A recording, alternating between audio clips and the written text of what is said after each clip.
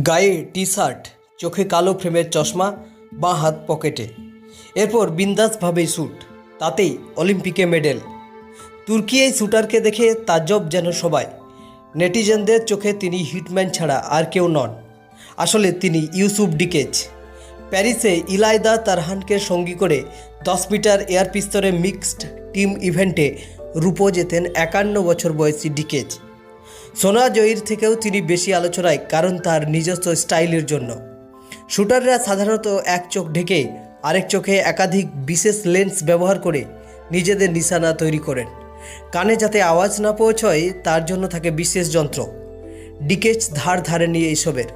শ্যুটারদের পোশাক নেই, কানে যন্ত্র নেই, চোখে বিশেষ লেন্স নেই। নিজের ব্যবহৃত চশমা পরেই সাধারণ পোশাকে নিশানায় লক্ষ্য ভেদ করে ফেলেন। সত্যিই তিনি ব্যতিক্রম। 51 বছর বয়সী